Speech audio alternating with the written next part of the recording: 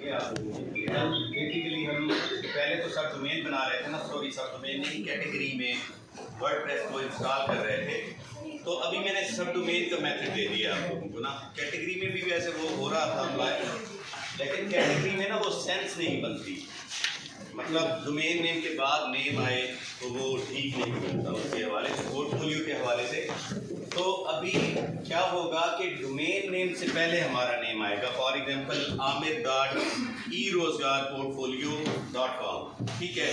वो पता चल जाएगा कि ये आमिर का पोर्टफोलियो है, ठीक है। नेम पहले होगा, name.eroजगारपोर्टफोलियो.com, इस तरह से वो लिंक होगा। इस वीडियो को कंप्लीट देख लें एक दफ़ा, उससे आप लोगों को आइडिया हो जाएगा। कोई क्वेश्चन है तो मुझसे पूछ लें इसके हवाले से कि पोर्टफोलियो कैसे क्रिएट होगा। ये मैं शेयर भी करूँगा ग्रुप में। अभी कुछ अगर क्वेश्चन हैं तो। अस्सलाम वालेकुम।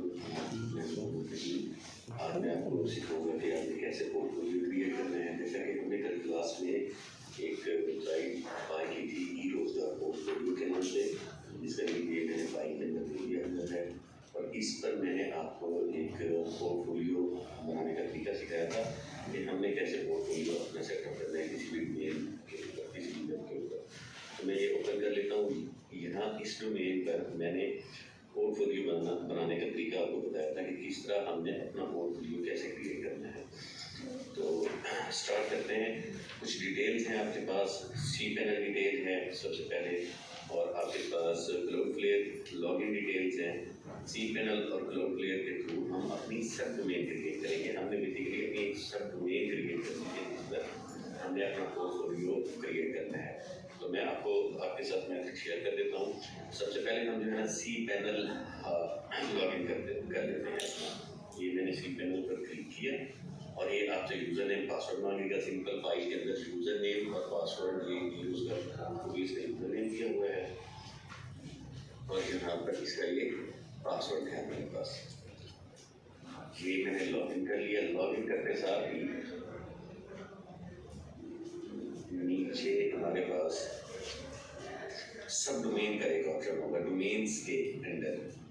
इसको सेव करना चाहे सेव कर लें आप। डोमेन्स के अंदर जो है हमारे पास सब डोमेन का एक यहाँ पर बटन होगा। ये देख लें, ये डोमेन्स का सेक्शन है। डोमेन सेक्शन के अंदर सब डोमेन्स का यहाँ हमें एक बटन दिया गया है। मैं इस पर क्लिक करता हूँ, हम अपनी सब डोमेन क्रिएट कर देते हैं।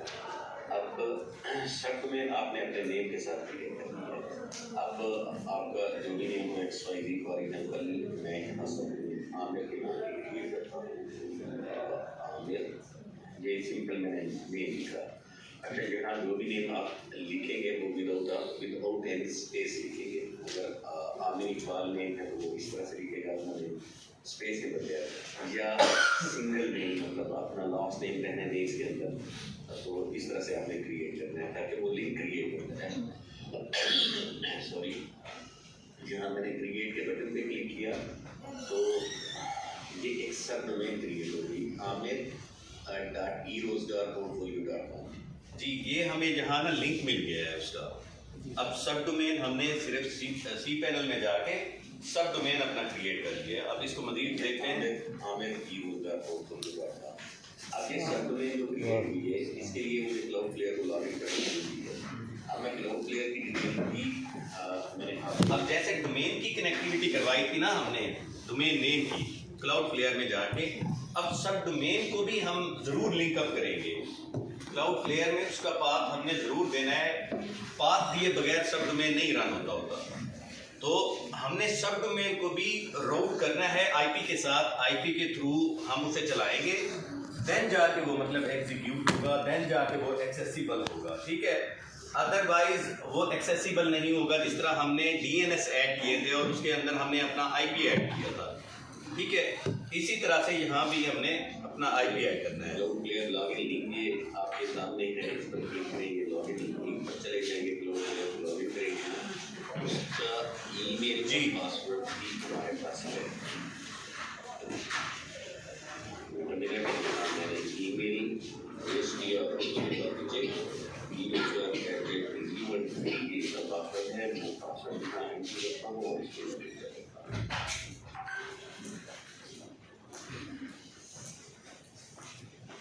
सेव करना चाहिए, सेव कर लें।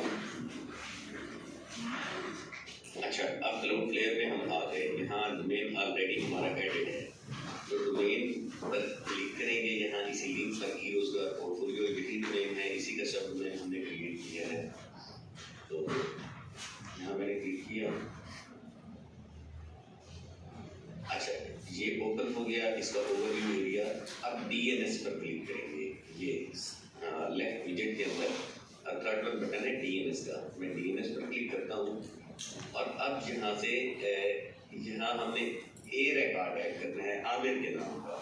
अब वो कैसे करेंगे, ऐड रिकॉर्ड पे क्लिक करेंगे हम और ए रिकॉर्ड ऑलरेडी बाय डिफॉल्ट। आप तमाम लोग जहाँ आके ना रिकॉर्ड ऐड करेंगे, ऐड रिकॉर्ड जो नेम देख के आए हुए हैं, जिस तरह मैंने आमिर का नेम दिया था तो यहाँ मैं आमिर ही लिखूंगा ओनली। ये देखिएगा इसका मेथड थोड़ा चेंज है, और यहाँ डोमेन नेम पूरा नहीं लिखना, क्योंकि डोमेन नेम क्या सिंपल आमिर लिखा है मैंने। उसने ऊपर लिंक क्रिएट कर दिया है ना पूरा, amir.erozgarportfolio.com, ठीक है, जस्ट आमिर लिखा है मैंने, ये मैं पूरा डोमेन नेम नहीं लिखूंगा, amir.erozgarportfolio.com नहीं लिखूंगा, जस्ट आमिर लिखूंगा यहाँ पे, जो मैंने सब डोमेन का नेम लिखा था। अब यहाँ पर आईपी जो है, ये नीचे मेंशन जो है, इसी को कॉपी कर ले, या आईपी जो है यहाँ पे मैं फाइल के अंदर भी आपको पेस्ट कर देता हूँ। इसी आईपी को ये आईपी है, इस आईपी सारे यही वाला लगाएंगे आप लोग, ठीक है, आईपी यही मेंशन करेगा। सामने अपने नेम के सामने A section A record add किया हमने, तो ये मैंने अपडेट कर दिया हुआ। अब amir.erozgarportfolio.com एक मेन लिंक जो हमें मिला था सी पैनल में क्रिएट करते हुए, ये देखें ये वाला amir.ये वाला। अब इसको एक्सेस करते हैं, क्या ये सक्सेसफुली क्रिएट हो गया है, मैं इसको एक्सेस करके चेक कर लेता हूँ, एक मिनट, ये हो गया है, हाँ जी। अब ये देखें, ये बिल्कुल सेम उसी तरह से क्रिएट हो गया है, इंडेक्स ऑफ वे। अभी वर्डप्रेस नहीं इंस्टॉल हुआ, जैसा कि हमने अपना डोमेन मेन डोमेन क्रिएट करते हुए किया था प्रोसेस। अच्छा, ये इंडेक्स ऑफ पर है, इसका मतलब ये हो गया कि ये डोमेन हमारा लाइव है, जैसा कि हमने कल देखा था। अब इसके अंदर कोई वर्डप्रेस etc कुछ भी नहीं है इंस्टॉल, तो अब हम इसमें वर्डप्रेस इंस्टॉल कर लेते हैं। सबसे पहले वो बैक करते हैं जो हमने डोमेन क्रिएट किया, ये यहाँ हमें पता चल गया कि हमारा डोमेन क्रिएट हो चुका है, ठीक है। हम यहाँ सी पैनल पर दोबारा क्लिक कर देंगे, ये जो कॉर्नर में हमें सी पैनल शो होता है, मैं दोबारा क्लिक करता हूँ तो हम ड्रॉप डाउन मेन्यू में जाएंगे और डोमेन सेक्शन पर, जहाँ से हमने सब डोमेन क्रिएट कर दिया। अब वर्डप्रेस टूलकिट यहाँ नीचे है, बिल्कुल डोमेन के नीचे एक बटन है, इस पे क्लिक कर लेते हैं।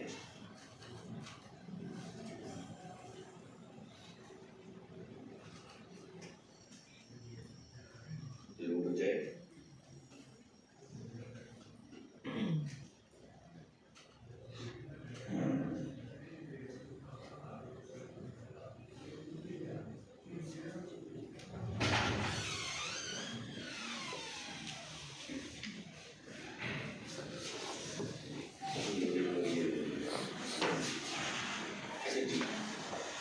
इंस्टॉल के बटन पे हम जो ही क्लिक करेंगे, ये लोड होते ये मुझे सामने आ गया वर्डप्रेस टूल किट का ये टूल जो है लोड सामने।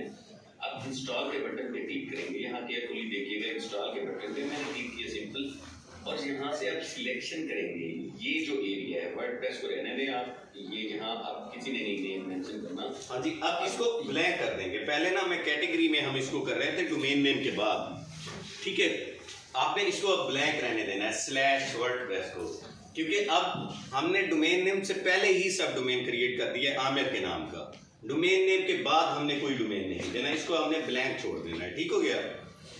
ये जो यहाँ पर मैं सिलेक्ट करता हूँ, आप ये नीचे हर यहाँ क्लिक करेंगे ना, आप सब डोमेन जब क्रिएट करके आएंगे, जिस तरह amir.erozgarportfolio.com शो हो रहा है हमें नीचे, यहाँ ड्रॉप डाउन मेन्यू में आपका डोमेन आ जाएगा, और केयरफुली आपने अपने डोमेन पे जाके वर्डप्रेस इंस्टॉल करना है। पता चले यहाँ बहुत सारे आ रहे होंगे नेम्स, पूरी क्लास क्रिएट करेगी अपने पोर्टफोलियो, तो केयरफुली जो आपका नेम हो, जो आप लोगों के नेम सेम हैं, वो केयरफुली वो क्रिएट कीजिएगा।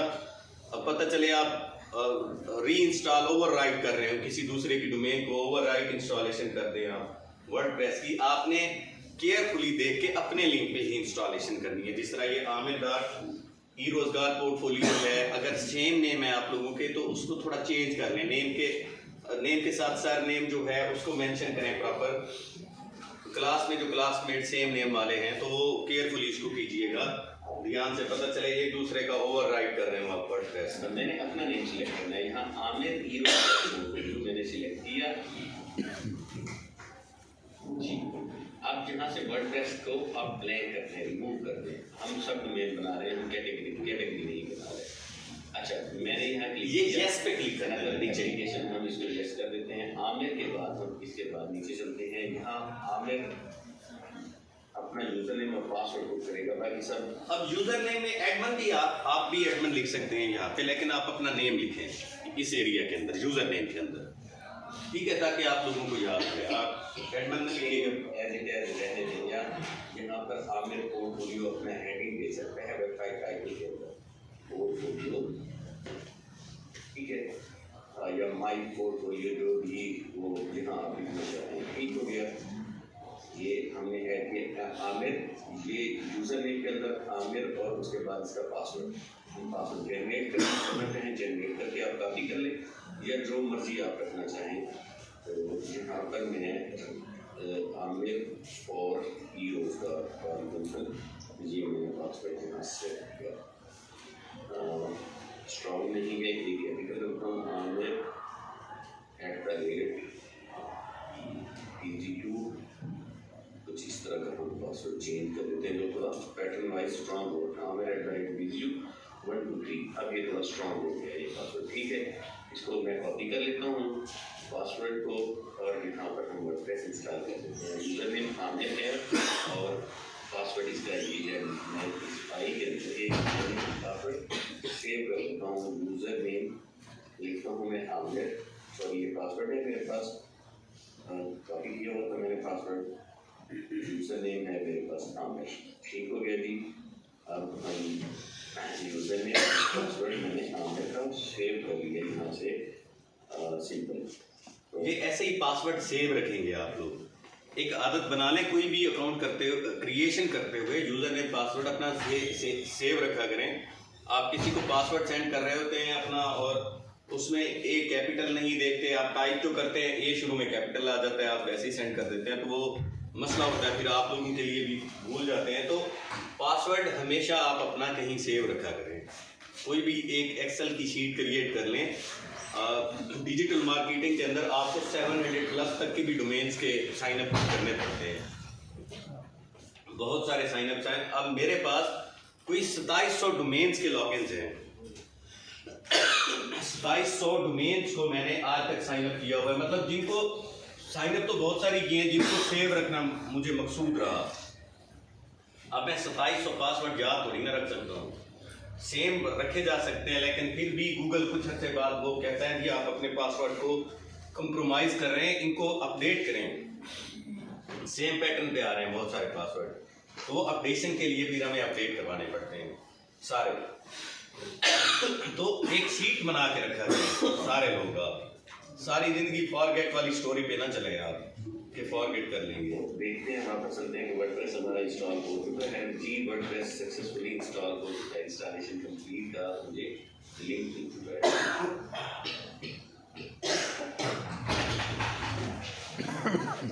अब इस वेब को ओपन करके हम देख लेते हैं आमिर,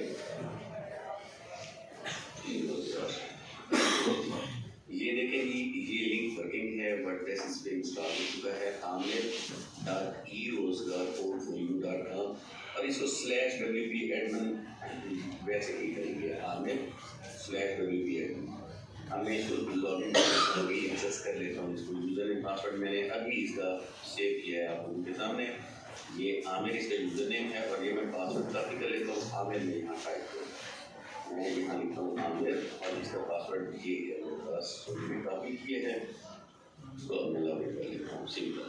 अब ये डैशबोर्ड मेरे सामने आ चुका है, बाकी प्रोसेस आपको। अच्छा, कल तो हम कर रहे थे ना डोमेन नेम के बाद /आमिर/wp admin, तो आज वही बता रहा हूँ कि सब डोमेन हमने क्रिएट किए ना कि कैटेगरी क्रिएट की है। तो आमिर.erozgarportfolio.com के बाद ही /wp admin करेंगे, ठीक है। तो ये इसमें चेंजिंग है, जो चीज़ें हैं इनको देख लीजिएगा, पता चलेगा फिर वैसे ऐसे थीम्स के अंदर जाके अराइवल इन का थीम जो है, सॉरी अराइवल बी का थीम, ये प्रोसेस आपको पता है। यहाँ से अराइवल बी पर करेंगे आप और यहाँ से थीम इंस्टॉल कर लेंगे अराइवल बी का। इसको मैं इंस्टॉल कर लेता हूँ।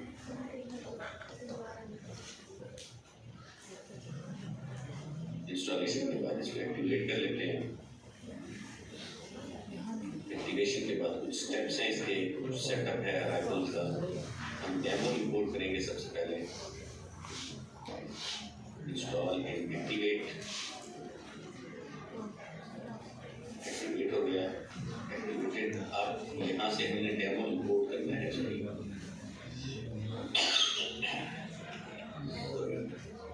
अच्छा, इंपोर्ट कर लेता हूँ मैं इस डेमो को। ये हमने डेमो अप्लाई करना है इसको। इंपोर्ट करता हूँ, करते हुए हम एक्टिवेट करेंगे एलिमेंटर को, ऑपरेशन एलिमेंटर ऐड ऑन को, अल्ट्रा कंपेनियन को, कॉन्टैक्ट। ये हमने इसके ऊपर 4 प्लगइन एक्टिवेट कर लिए।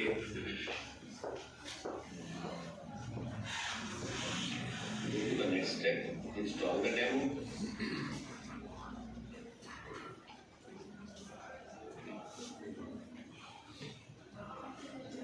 इंस्टॉलेशन इन प्रोग्रेस है, ये कंप्लीट हो जाए जी। See the result. आप चलते हैं इस लिंक पर। आप ये देखें amir.erozdar.portfolio.com, ये आमिर का एक है पोर्टफोलियो लिंक है ये आमिर का। तो इसको एलिमेंटर के जरिए आप एडिट करेंगे, जो आपको पता है एडिट करते हैं। बिल्कुल इसमें सिर्फ एक प्रोसेस रहता है रिक्रिएशन टिप का। ये देखें रिक्रिएट टिप का बटन आएगा, इसको ज़रूर आप क्रिएट करेंगे, नहीं तो ये प्रोसेस नहीं करेगा, एलिमेंटर वर्किंग नहीं होगा। ये देखें जी, ये रिक्रिएट टिप का एक बटन है, मैं यहाँ से रिक्रिएट कर देता हूँ। ये रिक्रिएट हो गई, इसको सेव करते हैं। सेव हो गई। अब दोबारा हम वापस चलते हैं उसी लिंक पर, इंडेक्स पर। ये आप एडिट एलिमेंटर करेंगे तो ये हमें एडिट करने देगा सक्सेसफुली। ये बाकी सारी एडिटिंग आपको मैंने बताई थी क्लास में, ये आप इसको अप्लाई कर लीजिए। Thank you so much. ठीक है, अब ये हो जाएगा ना, अब तो किसी को मसला नहीं होगा। तो ये नेट की वजह से यहाँ नहीं हो पा रहा था, बाकी ये बिल्कुल सेम प्रोसेस है। चाहे आप सब कैटेगरी में वर्डप्रेस इंस्टॉल करें, लेकिन सब कैटेगरी के अंदर ना कीजिएगा, वो सेंस नहीं देगा। मैंने सब डोमेन इसीलिए बनाया है, सब डोमेन इसीलिए बनाया कि सब डोमेन के अंदर आपका नेम पहले आ जाएगा। ठीक है, नेम, उसके बाद erozdar.portfolio.com, तो ये पहले आ जाएगा। तो ये थोड़ा सेंस भी क्रिएट करता है इस तरह से। तो पोर्टफोलियो अब आप तमाम लोग अपना क्रिएट करेंगे। अच्छा, इसके लिए एक और चीज़ जो हमारी रह गई है पोर्टफोलियो में, अब आर्टिकल कहाँ पोस्ट होंगे, कैसे पोस्ट होंगे। ठीक है, आर्टिकल पोस्टिंग के हवाले से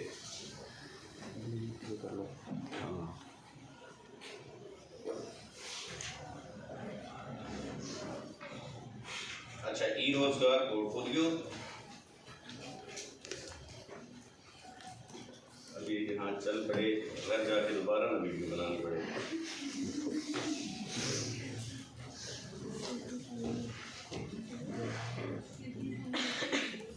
या इंदा मैं वीडियो बना के आया करूँ यहाँ।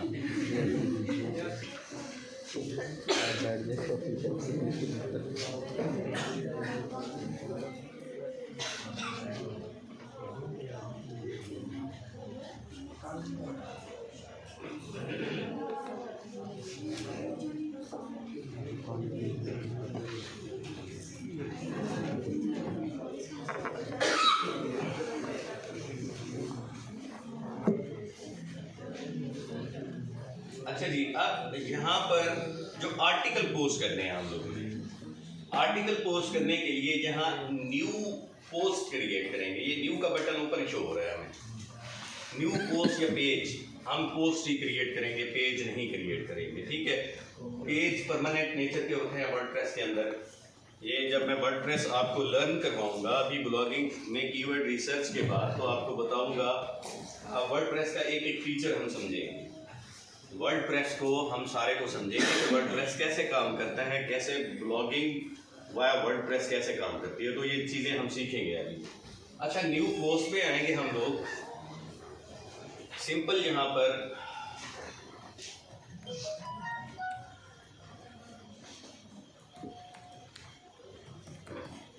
कोई आर्टिकल मुझे सेंड करें, कोई एक आर्टिकल ईमेल कर दें fahim@777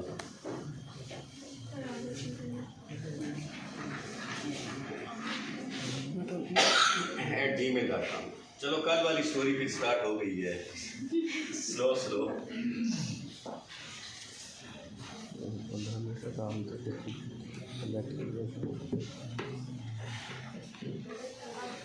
इसीलिए ऑनलाइन जो है ना वो ज़्यादा बेहतर है। वहाँ स्ट्रीमिंग रुकती नहीं है, नेट प्रॉपर होता है। अच्छा, ये जो इंटरफेस है इसका, एक गुटेनबर्ग की अपडेट दी थी वर्डप्रेस में, उसके बाद ये इंटरफेस कुछ इस तरह का हो गया। ऐड टाइटल ब्लॉग्स की शक्ल में इसने देना स्टार्ट कर दी इसको। ये थोड़ा सा आपको कॉम्प्लिकेटेड लग रहा होगा कि ये क्या है, समझ से बाहर है, मतलब इसके अंदर कैसे पोस्ट क्रिएट करनी है। इसको सिंपल करने के लिए हम क्या करते हैं, इसके अंदर एक प्लगइन इंस्टॉल कर लेते हैं। WP एडमिन में वापस जाके WP एडमिन। अच्छा, जब भी आपने फिर प्रॉपर डैशबोर्ड पे वापस जाना हो वर्डप्रेस के अंदर, /WP एडमिन कर दीजिएगा। जैसे कि मैंने इसको ट्रिम कर दिया, आगे इसका जो URL था /WP एडमिन तक रहने दिया है। आप इस पर एंटर करता हूँ, ये वापस डैशबोर्ड पे मुझे ले आया। अब ये इसका मेन मेन्यू है, इसका बेसिकली डैशबोर्ड का। अब इसमें मैं क्या करता हूँ, एक प्लगइन इंस्टॉल करता हूँ डिसेबल गुटेनबर्ग का, या क्लासिक एडिटर, कोई भी कर लें। क्लासिक एडिटर कर लें या डिसेबल गुटेनबर्ग कर लें, सेम, कोई इशू नहीं है इनका। डिसेबल गुटेनबर्ग,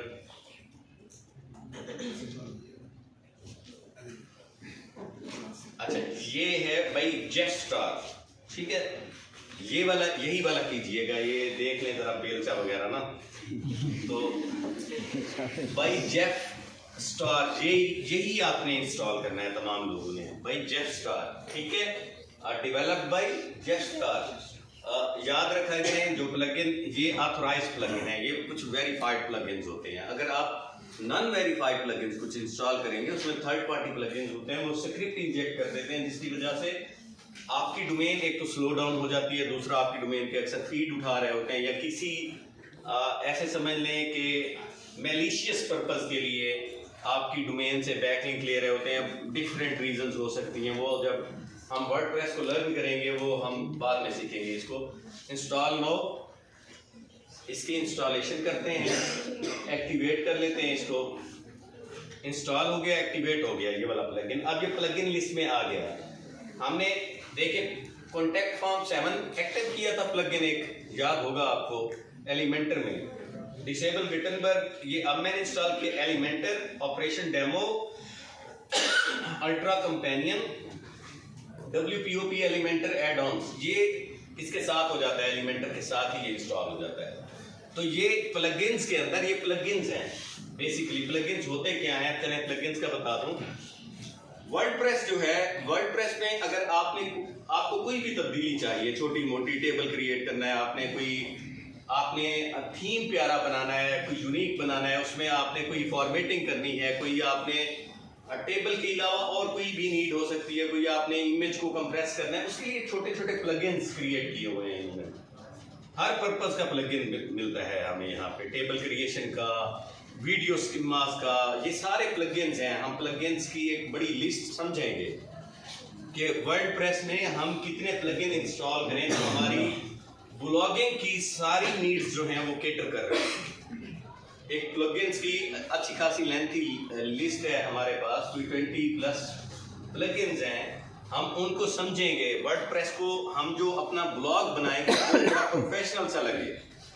जो ब्लॉग हम सेटअप करेंगे ब्लॉगिंग के अंदर, प्रोफेशनल ब्लॉग होना चाहिए हमारा।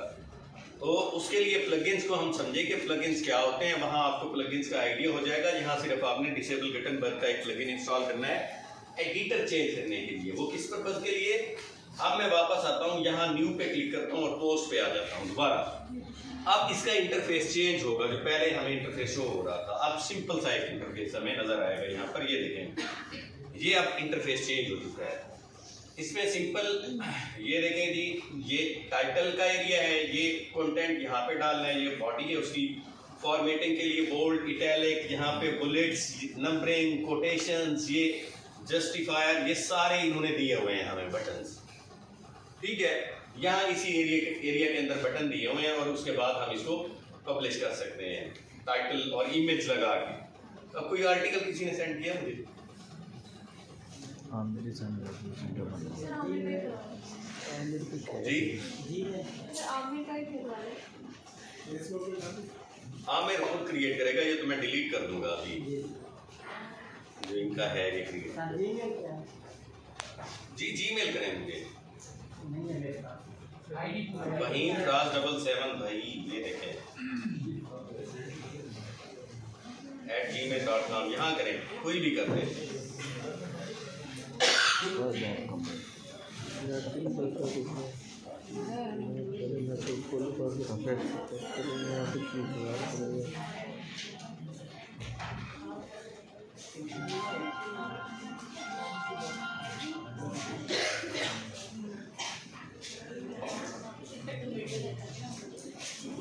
जी कोई सेंड कर दे। हो गया सेंड?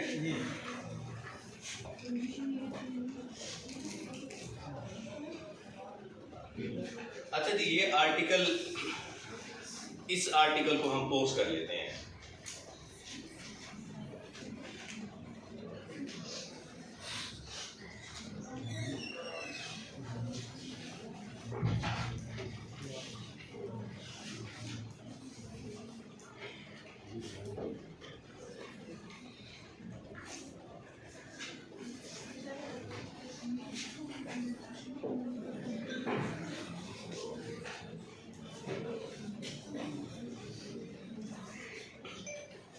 अच्छा जी, ये आर्टिकल है। अब ये टाइटल एरिया के अंदर हमने सिंपल आर्टिकल का टाइटल लिखना है अपना। ठीक हो गया, टाइटल एरिया के अंदर टाइटल हो गया और इसके बाद ASIN, ठीक है, इसमें नंबरिंग दी हुई उन्होंने।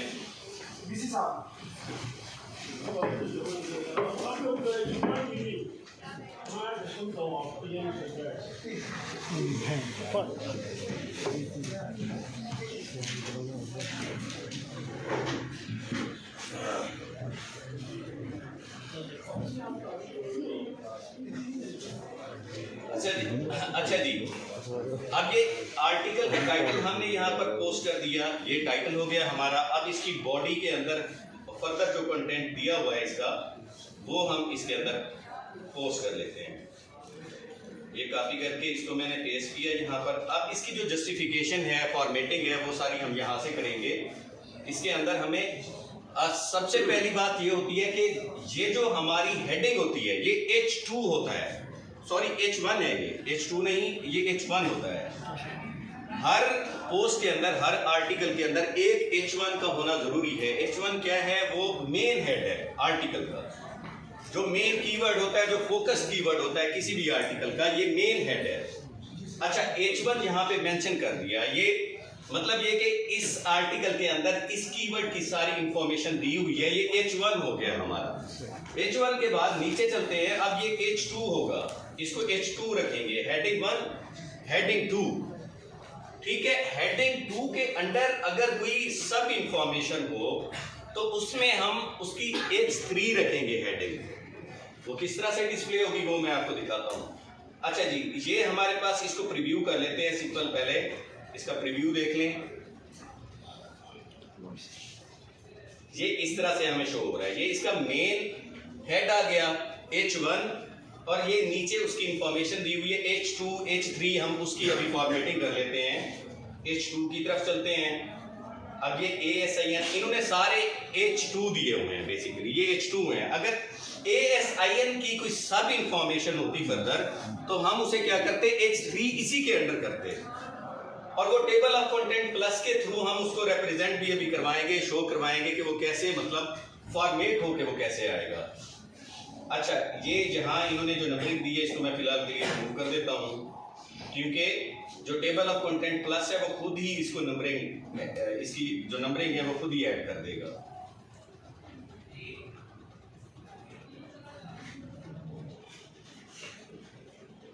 अब ये जो इन्होंने एग्जाम्पल ऊपर पुट की है फॉर एग्जाम्पल के तौर पे, ये इसका SKU का H3 हो जाएगा हमारे पास, हेडिंग 3 हो जाएगी ये उसकी, और ये उसकी सब हेडिंग बन के आएगी।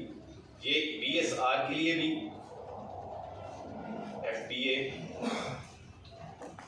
और FBM फुलफिलमेंट बाय अमेज़न, ये प्राइम, वर्चुअल प्राइवेट सर्वर्स। अब ये सारी मैंने सिंपल हेडिंग कर ली। अब मैं इनको H2 लगाना स्टार्ट करता हूँ। ये H2 का मैंने यहाँ हेड लगा दिया, UPC इसको भी H2 करता हूँ, EAN इसको भी H2 करेंगे हम, SKU इस पर भी हम हेडिंग H2 ही अप्लाई करेंगे, स्टैंडर्ड जो इसकी हेडिंग है। अब ये फॉर एग्जाम्पल, अब इसको H3 हम कर देते हैं इसके अंदर, ठीक है। अब इसको H3 करके इसका प्रीव्यू देखते हैं थोड़ी देर में, ये सब हेडिंग उसके आर्टिकल के अंदर किस तरह से शो होगी। इसको H2 ही रखेंगे हम, इसको भी H2 रखेंगे। अच्छा जी, ये फिर फॉर एग्जांपल इसकी एग्जांपल आ गई और इसको हम H3 कोड करेंगे, ठीक है जी। इसको फिर से H2 और FBM H2, प्राइम इसको भी H2 और VPS इसको भी H2, ठीक है। अब ये इसका प्रीव्यू अब देख लेते हैं एक दफ़ा दोबारा, हम प्रीव्यू पर आते हैं। ये नंबरिंग मैंने स्किप कर दी हुई है। अब ये देखें, ये हेडिंग्स आ गई हैं, लेकिन जो चीज़ आपको H2 H3 के जरिए बताना चाह रहा हूँ उसको हम अभी टेबल ऑफ कंटेंट के जरिए अप्लाई करवा लेते हैं इसके अंदर। कि ये प्लगइन एक इंस्टॉल करेंगे आप दोबारा ऐड न्यू करके। जैसा कि मैंने आपको बताया, कोई भी हमें मतलब कोई भी फर्दर इन्हेंसमेंट करनी हो, कोई फीचर ऐड करना हो, तो हम प्लगइन के जरिए जाएंगे वर्डप्रेस में, क्योंकि आप लोग टेक्निकल नहीं है, आप लोग कोई डेवलपर नहीं है, ठीक है। नॉन टेक बैकग्राउंड से आप ऐसे ही इसी को इस तरह से कैटर करेंगे। अब मैं यहाँ पे प्लगइन एक इंस्टॉल करने लगा हूँ टेबल ऑफ कंटेंट का, TOC या टेबल ऑफ कंटेंट या TOC सर्च कर लें यहाँ पर। अच्छा, यहाँ हमारे पास है दो ये प्लगइन सामने शो हो रहे हैं। एक है easy table of contents by Steven और दूसरा है हमारे पास table of content plus by Michael Trapp. आप इन दोनों में से कोई भी इंस्टॉल करना चाहे कोई भी इंस्टॉल कर सकते हैं। मैं इसी को easy table of content plus को इसको मैं इंस्टॉल कर लेता हूँ और इसको हम एक्टिवेट कर लेते हैं। आफ्टर एक्टिवेशन ये टेबल ऑफ कंटेंट प्लस कहाँ गया, इसकी सेटिंग में आते हैं।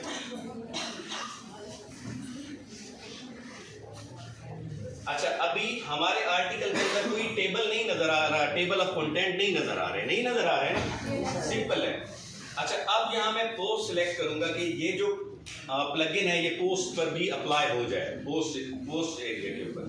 यहाँ से ऑटो इंसर्ट होके आ जाए पोस्ट पेजेस के अंदर, और वो कहता है कि ये तब शो होगा जब मिनिमम 4 हेडिंग्स होंगी आपके आर्टिकल के अंदर। ये शोन व्हेन जब 4 हेडिंग्स होंगी। अच्छा, बिफोर फर्स्ट हेडिंग, ये पहली हेडिंग से पहले ही मतलब शो हो जाएगा बाय डिफॉल्ट। इसकी पोजीशनिंग अगर आपने करनी है तो ये इसको पोजीशन आप कर सकते हैं। अच्छा, टॉगल व्यू में भी होगा शोन एज हायरार्की, जो हायरार्की हमने बनाई होगी वैसी हायरार्की के तहत ही शो होगा। अच्छा, इसको ये सारी सेटिंग है, इसको मैं सेव करता हूँ। सेव करके अब इसका प्रीव्यू देख लेते हैं। सिंपल सेटिंग सेव हो गई। अब इसको जब मैं रिफ्रेश करूंगा, ये देखें अब ये टेबल ऑफ कंटेंट बन के आ गया है। अब ये proper table of content apply हुआ है ना, जिसके नीचे एग्जाम्पल थी 4.1 कर दी उसने। अगर एक और एग्जाम्पल यहाँ मैं इंसर्ट करता हूँ SKU के नीचे, तो ये 4.2 करेगा, उसको 4.3 करेगा अगर फर्दर इसके सब हेडिंग हैं। तो ये आर्टिकल की एक प्रॉपर मतलब वो पोस्ट क्रिएट हो गई हमारे पास। अब इसकी पोजीशनिंग की वहां पे सेटिंग आ रही है। ये जो पोजीशन है इसको आपने बिफोर हेडिंग करना है या आफ्टर हेडिंग कहीं रखना है। ये position wise after first heading mostly आपको ये इसी तरह से ही नजर आएगा। पहली हेडिंग के बाद ही TOC को की पोजीशनिंग करते हैं मोस्ट ऑफ द टाइम्स। अब इसको दोबारा मैं रिफ्रेश कर लेता हूँ। नहीं, ये प्रीव्यू मुझे दोबारा करना पड़ेगा। ये प्रीव्यू पर आता हूँ तो ASIN के बाद अब ये यहाँ मुझे डिस्प्ले होगा। ठीक है, अब ये हमारा आर्टिकल आ गया। अब इसके हम कुछ इमेजेस भी हमें लगाने चाहिए। ऐसे आर्टिकल अट्रैक्टिव है ही नहीं, तो हम इसके कुछ अमेज़न से रिलेटेड इमेजेस ढूंढ लेते हैं। ठीक है सर, अगर एग्जाम्पल के बाद भी कोई हेडिंग्स होगी तो हम हेडिंग 4 कर देंगे उसे। जी जी, एग्जाम्पल के बाद की भी जितनी हेडिंग्स हैं आप 4.2, 3, 4 इसी तरह करते चले जाएं। वो हमने हेडिंग 3 सिलेक्ट की थी, उसके बाद हेडिंग 4 सिलेक्ट कर देंगे। नहीं, 4 सिलेक्ट करेंगे तो उसकी सब बनेगी। जी, मतलब एग्जाम्पल की सब हमने बनानी है तो हेडिंग 4 सिलेक्ट जी करें। जी एग्जैक्टली, मैं समझ गया हूँ।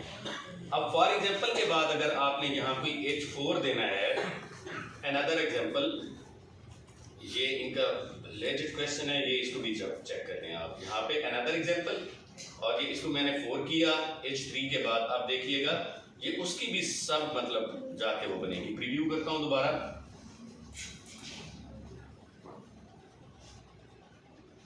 ये देखें, फॉर एग्जाम्पल अनदर एग्जाम्पल 6.101। अब ये एक और जाके सब डोमेन सब हेड का एक और सब हेड बना। ठीक है, तो ये इस तरह से TOC टेबल ऑफ कंटेंट हमारा क्रिएट हो गया किसी भी आर्टिकल का। अब जो रीडर है ये जंप लिंक्ड है सारे। रीडर फॉर एग्जांपल FBM पढ़ना चाह रहा है, वो जस्ट यहाँ एक क्लिक करेगा, FBM पे जाके लैंड करेगा। वो ये देखें, ये FBM पे लैंड किया है ना। अच्छा, अगर वो BSR रीड करना चाह रहा है, जस्ट क्लिक करेगा, BSR पे ही पेज जाके लैंड करेगा उसका। ये जंप लिंकिंग हो गई है इन हेडिंग्स की आपस के अंदर। सर, इसमें एक्टर स्पेस और साइन ऑफ एक्सक्लेमेशन रिमूव करना लाजमी है। इसके अंदर इसमें जब हम आप कर रहे थे स्पेस रिमूव कर रहे थे, डबल डॉट रिमूव कर रहे थे। नहीं यार, मैंने नंबरिंग डिलीट की है, रिमूव की है, और कौन से डबल डॉट मैंने रिमूव किए। सर, जो आप एक्सप्लेन कर रहे हो। फॉर एग्जाम्पल नहीं, लाजमी नहीं है आप हेडिंग में कुछ भी दें। ये कोई असल में मसला ये है कि ये कोई इसका आप कोई डॉक्यूमेंट नहीं फॉर्मेट कर रहे हैं, MS ऑफिस का, MS वर्ड का, ये उससे हट के है। इंटरनेट पर आप अगर देखेंगे कंटेंट लिखा हुआ, उसकी फॉर्मेटिंग वो वाली नहीं होती जो आप MS ऑफिस में कर रहे होते हैं। उस तरह की नहीं होती, हर जगह डबल कॉलन लगाए हुए हैं, उसके बाद नीचे स्टार्ट कर रहे हैं। ये इसकी फॉर्मेटिंग थोड़ी डिफरेंट है। आप आर्टिकल्स की देखेंगे आपको फॉर्मेटिंग नजर आएगी। अभी इसके इमेजेस हम ढूंढ लेते हैं, टेस्टिमोनोलॉजीज जो भी हैं, इसके इमेजेस देखते हैं हम। सर, आर्टिकल लिखते हुए जब Terminology। हमने इंसर्ट की है जी, तो वो इमेज लॉस्ट तो नहीं हो जाएगी? हम यहाँ पे पेस्ट करेंगे इसको, आर्टिकल को। कौन सी इमेज? तो हमने आर्टिकल लिखते हो जो इमेज साथ इंसर्ट की होगी। हाँ, वो वहां से कॉपी करके नहीं लानी इमेज। देखिए, इमेज आपने इंसर्ट करनी है, अपने PC में सेव रखनी है वर्डप्रेस के अंदर। ये फॉर एग्जांपल ये AWS गैलरी में 2-3 इमेजेस यहाँ से सेव कर लेते हैं। क्या होगा वो मैं आपको बताता हूँ।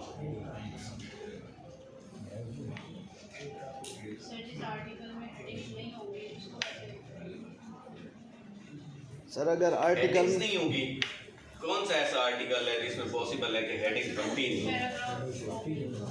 पैराग्राफ की फॉर्मेट में ना सिर्फ ऐसे होते हैं, और जिसमें वो माय बेस्ट फ्रेंड वाला ऐसे नहीं था, आई हैव मैनी फ्रेंड्स और फलां इज माय बेस्ट फ्रेंड, वो सिर्फ एक ऐसे पॉसिबल है। बाकी ऐसा नहीं है कि हेडिंग हर आर्टिकल के बनते हैं और बनाना जरूरी है। वो इस पर्पज के लिए बनाना जरूरी है। देखें, सर्च इंजन में आपने रैंक होना है, और वो गूगल का सर्च इंजन है, कोई दाता दरबार नहीं है। ठीक है ना, कोई भी उसे जाके उसके आल्गो को बाईपास कर ले, ऐसा पॉसिबल है ही नहीं। आपने सर्च इंजन के अंदर रैंक होना है तो आपको इस तरह की टेक्निकलिटीज जरूर फॉलो करनी पड़ेगी। सर अगर आर्टिकल में कोई चार्ट या ग्राफ बनाया तो वो ऐसे ही पेस्ट हो जाएगा इधर? हो जाएगा जी, वो हो जाएगा। अच्छा, अब इसके अंदर हम इमेजेस को इंसर्ट कर लेते हैं। जो इमेजेस मैंने लगाए हुए हैं, कर्सर जहां इमेजेस, फॉर एग्जांपल मैं UPC के बाद कोई एक इमेज यहाँ इंसर्ट करना चाह रहा हूँ, ऐड मीडिया पर आऊँगा, ये मैंने कर्सर यहाँ अपना रखा, यहाँ मैंने इमेज लगाना है। ठीक है, ऐड मीडिया के बाद अपलोड फाइल से मैं आऊँगा, AWS की एक मैंने ये वाली इमेज अपलोड की थी, इसे इंसर्ट कर लेता हूँ। लेकिन इसे इंसर्ट करने के पहले इमेज की रिकग्निशन देना जरूरी है सर्च इंजन को, क्योंकि इमेज गूगल को नहीं पता होता ये किस चीज का इमेज है। गूगल का अब एआई वैसे स्ट्रांग है, लेंस के थ्रू वो जरूर रीड करता है, लेकिन गूगल ऑल टेक्स्ट के जरिए ज्यादा रीडिंग करता है और आपकी इमेज की इंडेक्सिंग करवाता है। गूगल को पता चल जाएगा ये इमेज कौन सी इंफॉर्मेशन दे रहा है, क्या मैसेज पोर्ट्रे कर रहा है। वो कैसे पता चलेगा? जब ऑल टेक्स्ट ये देख रहे हैं ना नीचे, ऑल टेक्स्ट कहते हैं अल्टरनेटिव टेक्स्ट को, कि इस इमेज का थीम क्या है। अब ऑल टेक्स्ट के अंदर मैं यहां लिखता हूं Amazon, जो इमेज हो हमारा वेब सर्विसेज। तो गूगल जब ये इमेज इंडेक्स करवाएगा तो उसे पता चल जाएगा ये वेब सर्विसेज का इमेज है। इमेज अब यहां मैंने इंसर्ट किया, इमेज का एडिटर भी होता है यहाँ पे वर्डप्रेस के अंदर। अब ये एडिट का बटन है ऊपर। अब ये इमेज एडिटर मेरे सामने आ गया, इसको मीडियम की बजाय मैं इसको फुल कर देता हूँ। ठीक है, फुल कर दिया मैंने और इसको फुल करके मैं इसको अपडेट करता हूँ और इसे मैं सेंटर भी कर सकता हूँ इस इमेज को। यहाँ पर ये इमेज का अपना एडिटर है, क्लिक करेंगे इसका एडिटर डिस्प्ले हो जाएगा। इमेज पे क्लिक करेंगे आप, सेकेंड इमेज में जहाँ कहीं इस एग्जाम्पल के बाद इसको रिमूव कर देता हूँ और यहाँ सेकंड इमेज में इंसर्ट कर देता हूँ Amazon, ये वाला।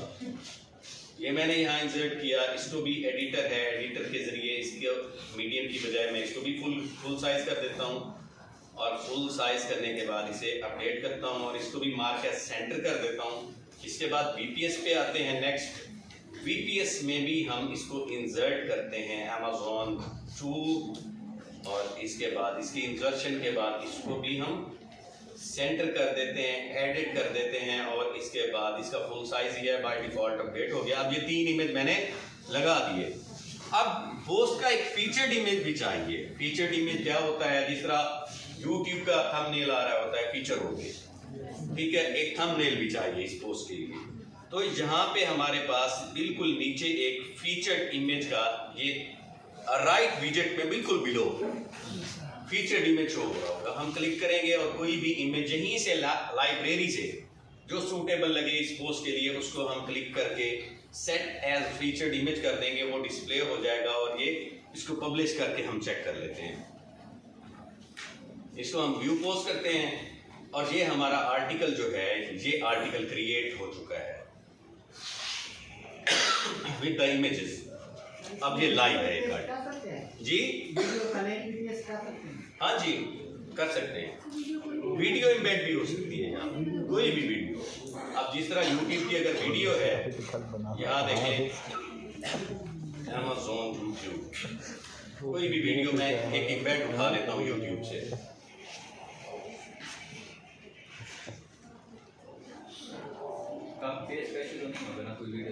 नहीं, YouTube अलाउ करता है प्रमोशन के लिए, कॉपीराइट का इशू नहीं है। अब वेट अ मिनट, ये इसका इम्बेड मुझे शो करवा दे, बल्कि नीचे है। अब यहाँ पे शेयर का बटन है नीचे, शेयर पे क्लिक करेंगे, ये इम्बेड का पहला बटन है। व्हाट्सएप पे कहीं नहीं शेयर करनी, इम्बेड पे आए, इम्बेड से ये आई फ्रेम हमें डिस्प्ले होगा सामने। अब इस आई फ्रेम को हम कॉपी कर लेंगे, ये वाला आई फ्रेम जो है। शेयर पे आए, शेयर में इम्बेड का बटन शो हुआ, इम्बेड को हमने कॉपी किया। कॉपी करने के बाद हम इसको यहाँ कहीं भी जो भी डेस्टिनेशन आपको लगे कि ये इंफॉर्मेशन यहाँ होनी चाहिए, वीडियो इम्बेड यहाँ होना चाहिए, क्लिक करेंगे। अब यहाँ हम एक कोड पेस्ट करने लगे, ये टेक्स्ट नहीं है, ये कोड की सूरत में था ना, इम्बेडिंग कोड की सूरत में था। जब भी कोई कोड पेस्ट करना हो, ये कॉर्नर में एक विजुअल का बटन है, एक टेक्स्ट का बटन है। जब भी कोई कोड पेस्ट करना हो तो हम टेक्स्ट के बटन पे जाएंगे रादर देन विजुअल। तो मैंने यहाँ टेक्स्ट पे क्लिक किया और यहाँ हम अपना YouTube का इम्बेड पेस्ट कर देते हैं और अब इसको अपडेट कर देते हैं और देखते हैं कि हमारे आर्टिकल के अंदर ये वाली वीडियो भी शो हो चुकी है कि नहीं हुई। ये वीडियो आ गई वही वाली। अब इसको हम सेंटर कर सकते हैं इसी वीडियो को।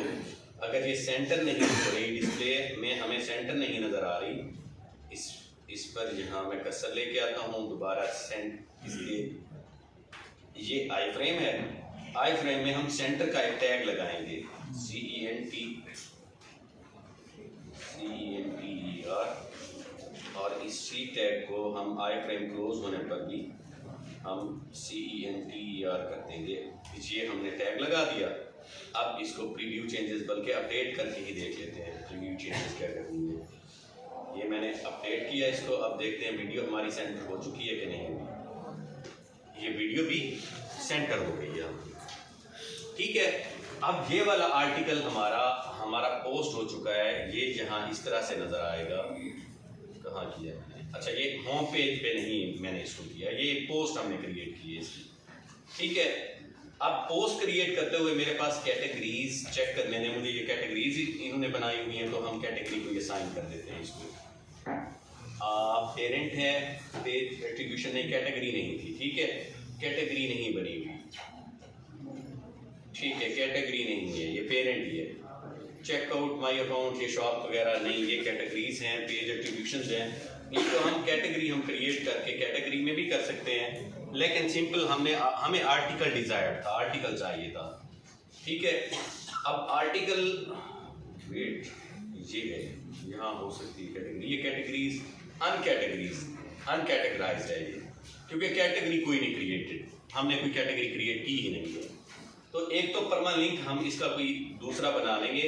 चेंज परमालिंक, हम परमालिंक पे जाते हैं, इसको चेंज कर लेते हैं। एक तो इसको मैं पोस्ट नेम कर देता हूँ परमालिंक को। अब इसको वापस आते हैं और एडिटर के अंदर इसको मैं दोबारा रीअप्लाई करता हूँ।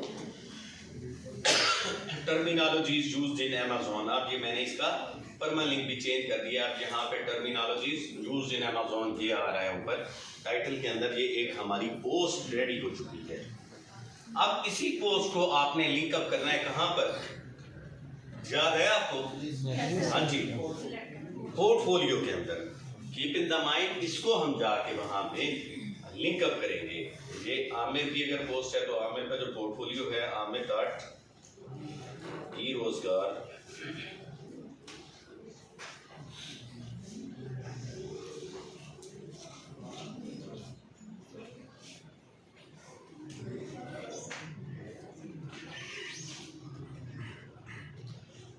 अब ये फॉर एग्जांपल पोर्टफोलियो के अंदर हम यहाँ आर्टिकल कोई भी ये यहीं दे देते हैं। ये जो बटन है हमारे शुरू में, ये वाला बटन है, इसको मैं एडिट एलिमेंटर करता हूँ, एडिट विद एलिमेंटर।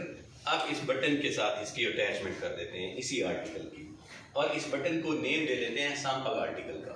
ठीक हो गया।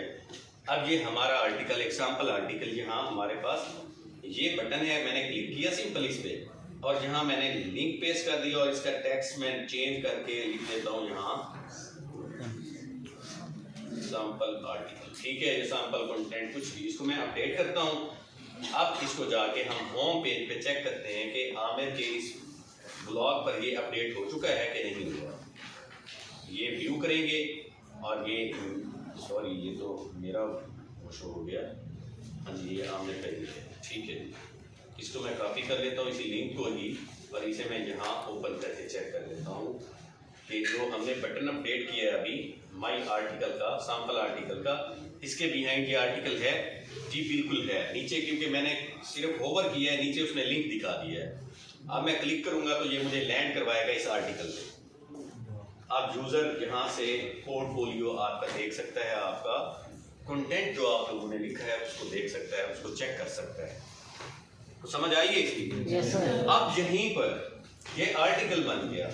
अब जो इमेजेस लगाएंगे यहाँ पे हम नीचे प्लेजरिज्म फ्री के लगाएंगे। 2-3 साइटें हैं जो इम्पोर्टेंट हैं, जिसे अक्सर क्लाइंट्स देखते हैं। एक है हमारे पास text now, sorry one text plagiarism के हवाले से। वेटर मैं आपको दिखाता हूँ वन टेक्स्ट की जी, onetext.com। एक इस साइट को प्लेजरिज्म के हवाले से बहुत ज़्यादा मतलब क्रेडिट दिया जाता है, गोरे इसे ज़्यादा प्रेफर करते हैं। ठीक है, टर्नटिन तो है ही प्रोफेशनल प्लेटफॉर्म, वो काफ़ी स्टूडेंट्स के पास उसके लॉगिन्स ही नहीं होते, किसी के पास है ही नहीं। तो जिनके पास लॉगिन्स नहीं होते वो बेचारे इसको चेक करके टर्नटिन के ज़रिए नहीं करते, जो कि मैंने आपको प्रोवाइड कर दिए हुए हैं 2-3 अकाउंट। आप जो भी क्लाइंट हो उसे टर्नटिन पे ज़रूर लेके आए। अब यहाँ पर अगर इसी आर्टिकल को मैं पोस्ट करता हूँ ये जो आर्टिकल पूरा लिखा हुआ है कॉपी करके ये प्लेजरिज्म चेकर के अंदर वन टेक्स्ट में ये भी मुझे चेक करके बता देगा प्लेजरिज्म इसमें कितना है। इसमें अभी टेक्स्ट काउंट सारा कुछ ये करेगा।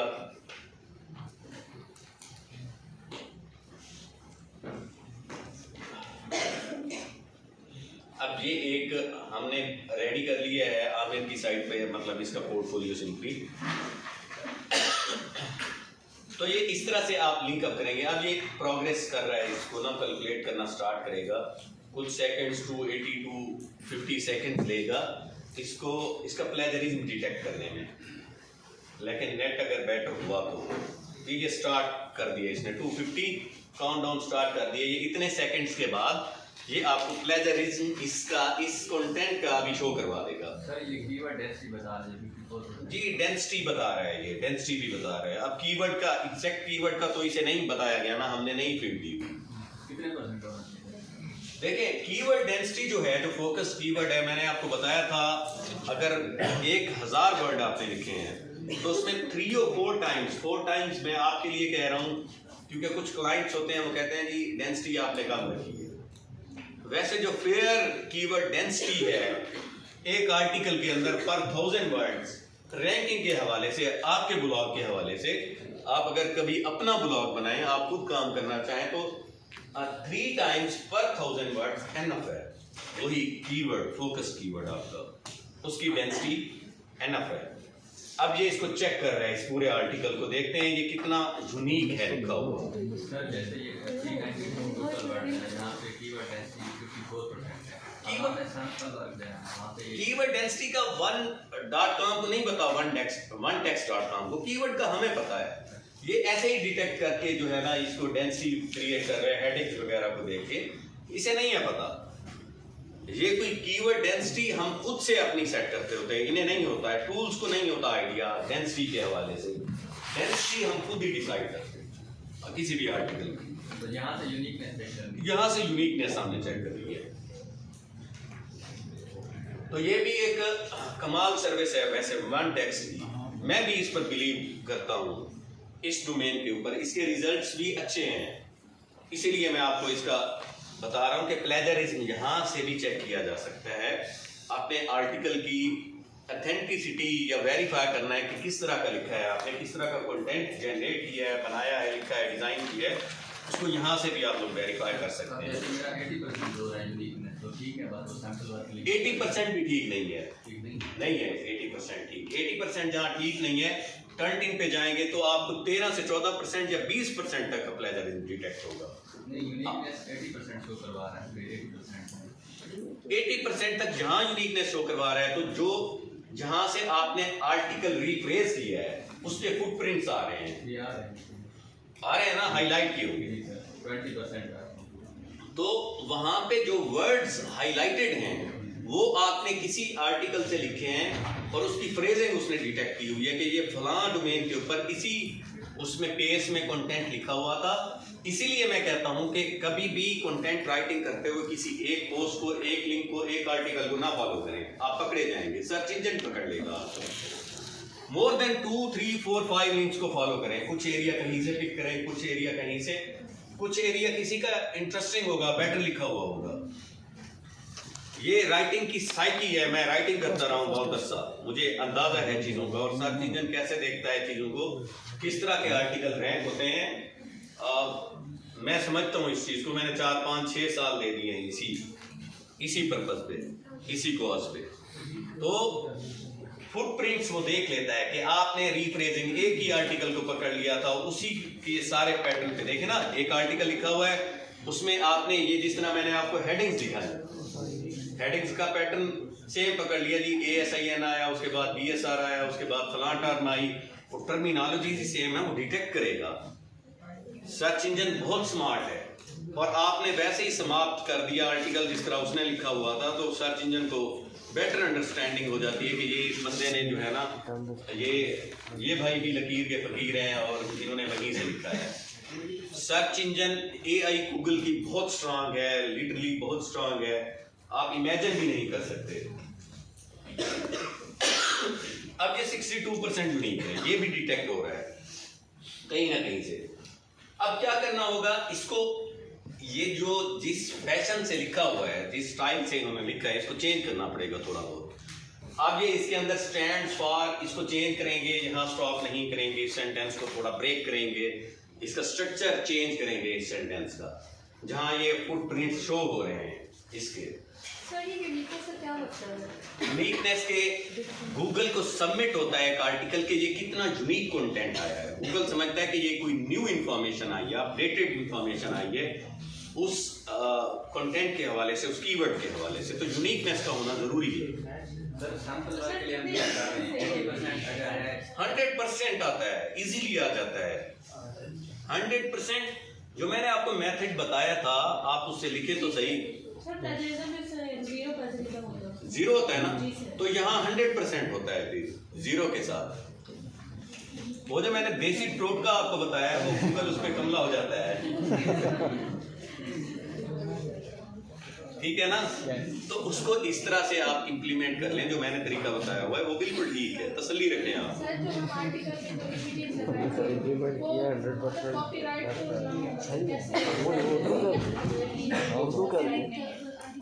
वो जो आप इमेज लगाएंगे कॉपीराइट नहीं है। हाँ जी, हाँ जी, इमेजेस की बात है कि इमेजेस कैसे कॉपीराइट फ्री हो। कैनवा पे जाएं, थोड़ी बहुत एडिटिंग कर लें, या फिर उसी इमेज को पकड़ें, उससे थोड़ा बहुत क्रॉप कर लें, उसके ऊपर वाटर मार्क कर लें।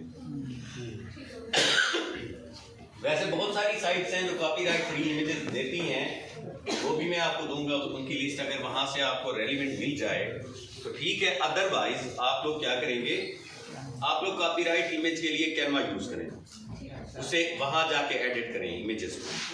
इमेजेस भी अच्छे बनाएं आप लोग अपने आर्टिकल्स के लिए, सैंपल आर्टिकल्स के लिए, और इमेजेस के ऊपर भी कोई फोटो शोटो अपना लगाएं कि ये हमने लिखा है, ये हमारा ही मतलब कारनामा है, ये हमने खुद सर अंजाम दिया अपने हाथों से। तो इमेज को भी थोड़ा बेहतर बनाएं, थोड़ा उसकी इमेज की भी लुक प्यारी होनी चाहिए, अट्रैक्टिव होनी चाहिए।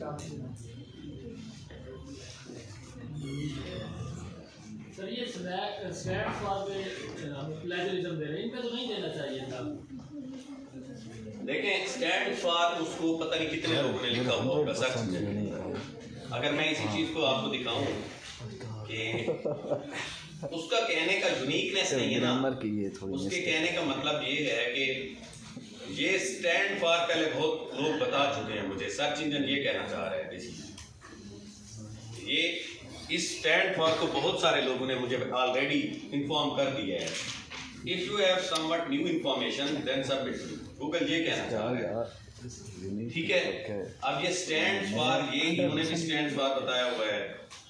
ठीक है, स्टैंड फॉर ये बाकी नीचे साइटें जितनी भी आ रही हैं, ये स्टैंड फॉर बता चुकी है, ये स्टैंड फॉर बता चुकी है, ये स्टैंड फॉर बता चुकी है, ये स्टैंड फॉर बता चुकी है। आप मुझे ये बताएं फर्दर उसे स्टैंड फॉर की जरूरत पड़ेगी गूगल को? तो यूनिकनेस इस चीज का नाम है। गूगल को वो इंफॉर्मेशन सबमिट करें जो थोड़ी यूनिक हो। आप उसी फैशन पे ना रहें जिस पे ऑलरेडी कुछ सबमिटेड है इंफॉर्मेशन, उसी को रीसबमिट करना है, लेकिन किसी सही तरीके के साथ, उसे यूनिक करके, वो देन रैंकेबल बनेगी। अगर ऐसे ही स्टैंड फॉर पे रहे तो रैंक नहीं होंगे सर्च इंजन में। स्टैंड की जगह हम यूज लिख सकते हैं। जी जी, नोन एज इस तरह से कर सकते हैं। हाँ जी, तो ना भी लिखें तो आप सीधा जाके मुद्दा बता सकते हैं कि ये है क्या भला। ठीक हो गया, तो आज के लिए ये काफी है। मुझे ये बताएं कि पोर्टफोलियो आप मंडे वाले दिन कितने लोग तैयार करके आएंगे? हाँ जी, पोर्टफोलियो तमाम लोगों का होना चाहिए। ट्यूसडे वाले दिन मैं डोमेन जो है, ये जो इंफॉर्मेशन सी पैनल की दी हुई है, मैं चेंज कर दूंगा, आप लोग एक्सेस भी नहीं कर पाएंगे। इन लोगों का पोर्टफोलियो बन जाएगा, इनका रह जाएगा, मुझे ना कहिए जी।